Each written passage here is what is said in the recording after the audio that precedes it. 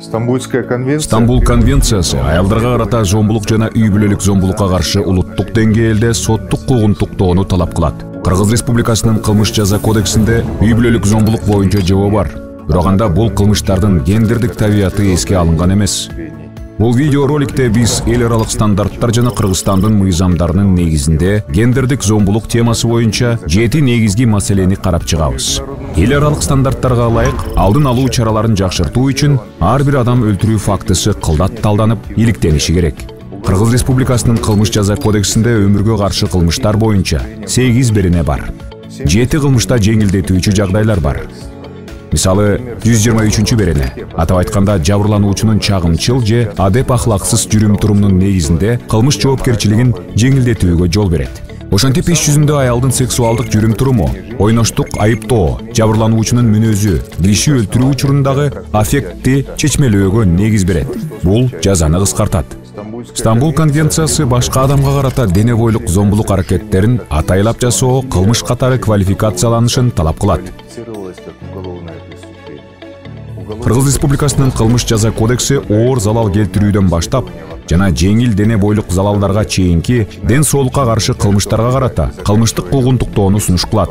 2019 жылдын статистикасы боюнча үй бүлөлүк тиричиликтик зомбулуктун көп учурларында жоруктар жөнүндө кодекстин учурда күчүн жоготкон беренелери колдонулган. 75 берене үй бүлөдөгү зомбулук 6456 окуя жана 65 берене уруп сабоо 674 окуя. Азыркы учурда уруп сабоо укук бузуулар категориясына кирет. Башкача айтканда, кылмыш жаза кодексине ылайык кылмыш болуп саналбайт. Мына ошентип үй бүлөдөгү зомбулук көп учурда кылмыш катары каралбайт. Ал эми үй бүлөлүк зомбулук кылмыш курамы эми кылмыш жаза кодексинин беренеси боюнча да, ошондой эле укук бузуу кодекси боюнча да квалификацияланышы мүмкүн жана келип чыккан кесепеттерге жараша ар кандай санкцияларга алып келет. Тактап айтканда, эгерде ал ден соолукка анча оор эмес залалга алып келсе, кылмыш жаза кодексинин беренеси боюнча квалификацияланат. Демек, укук коргоо органдары тарабынан кыянаттык менен пайдалануу ыктымалдыгы жогорулайт. Стамбул конвенциясы психологиялык зомбулукту кылмыш жоопкерчилигине тартууну талап кылат. Улуу Британияда оор кылмыштар жөнүндө жаңы мыйзам кабыл алынды. Мыйзам интимдик же үй бүлөлүк мамилелердеги жүрүм-турумду көзөмөлдөө же мажбурлоо боюнча жаңы кылмышты киргизет. Анда жабырлануучу корккондо ага кыз эркек карата зомбулук колдонулса же эгерде ал жабырлануучунун күнүмдүк иш-аракеттерине таасир тийгизген олуттуу оор кайгыга же тынчсызданууга алып келсе, бул кылмыш 5 жылга эркинен ажыратуу түрүндөгү эң максималдуу жазага, айып пулга же экөө тең колдонуучу жазага алып келет.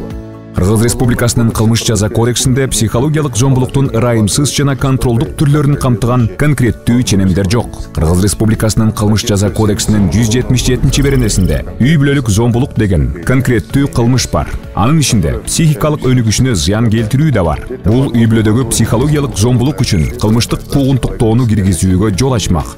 Бирок кылмыш жаза кодексинде психикалык өнүгүшүнө зыян келтирүү түшүнүгүнө анықтама берилбейт. Мындай белгисиздик психологиялык зомбулук кылган үчүн жоопкерчиликке тартууга тоскоол болот. Стамбул конвенциясы мамлекеттерди макулдуксуз сексуалдык аракеттердин бардык түрлөрүн, анын ичинде зордуктоолорду кылмыш жоопкерчилигине тартууга милдеттендирет. Сексуалдык зомбулук кылмыштар үй бүлөдө жасалган сексуалдык зомбулукту да камтышы керек.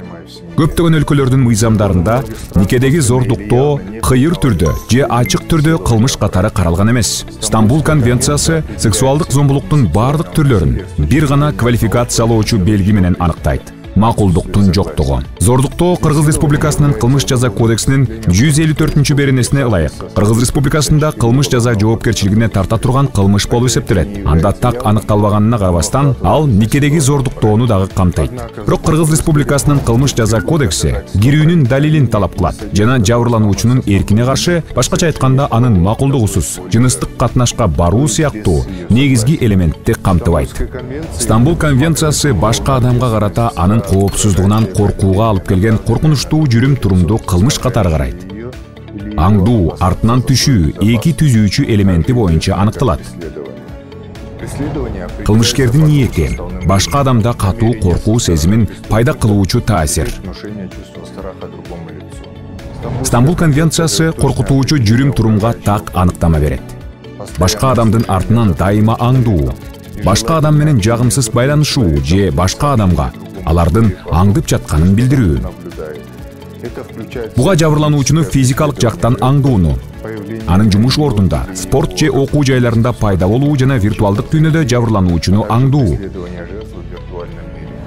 башка адамдын мүлкүн бузуу, адамдын жеке буюмдары менен байкалбаган издерин калтыруу, адамдын үй жаныбарына кол салуу, жалган инсандык образын жаратуу же интернетте жалган маалымат таратуу. Кыргыз Республикасында аңдуу, артынан түшүү менен байланыштуу кандайдыр бир кылмыш жаза ченеми жок. Ошондуктан Кыргыз Республикасынын мыйзамдары башка өлкөлөрдүн тажрыйбасын кабыл алып, жана аңдуу, артынан түшүү кылмышты билдирген конкреттүү аракеттерди криминалдаштыруу зарыл. Стамбул конвенциясында жүрүм-турумдун эки түрүн криминалдаштыруу каралган. Биринчиси, бойго жеткен адамды же баланы никеге турууга мажбурлоо. Тараптардын бирөө ыктыярдуу түрдө макулдугун бербеген никеге турган учурдан баштап кылмыш жасалды деп таанылат. Экинчиси, бойго жеткен адамды же баланы ушул максатта үчүнчү өлкөгө азгыруу.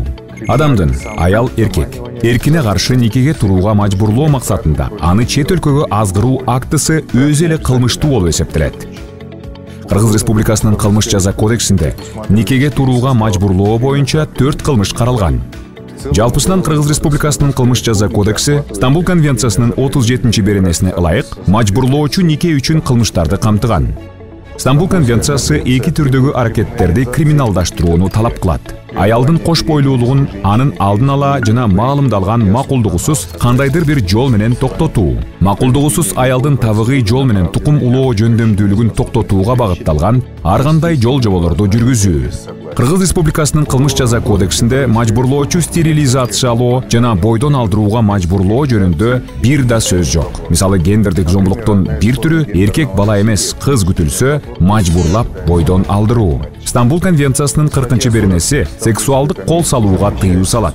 Аныктамасы: адамдын кадыр баркына шек келтирүү максатында же тактап айтканда, мунун баарын коркутуучу, душмандашуучу, кадыр баркты басмырлоочу же шылдыңдоочу жагдайды түзүү менен ушундай мамиленин жыйынтыгындагы сексуалдык мүнөздөгү орунсуз сөз түрүндөгү вербалдык эмес же дене бойлук жүрүм-турум. Кыргыз Республикасынын эркектер менен аялдар үчүн бирдей укуктар менен бирдей мүмкүнчүлүктөрдүн мамлекеттик кепилдиктери жөнүндө мыйзамы түз гендердик басмырлоо болуп эсептелген сексуалдык кол салууга тыюу салат. Бирок ага карата жарандык дагы, кылмыш жаза мыйзамында дагы эч кандай санкциялар караштырылган эмес. Кыргыз Республикасынын кылмыш жаза кодексинде сексуалдык мүнөздөгү аракеттерге мажбурлоо деген 131-берене бар. Ал сексуалдык кол салуунун айрым белгилерин камтыйт, бирок толук кандуу эмес. Сексуалдык кол салуу кеңири тараган көрүнүш болуп саналат жана аны четтетүү үчүн өзгөчө мыйзамдар кабыл алынуусу жана чараларды көрүүгө муктаж экени түшүнүктүү.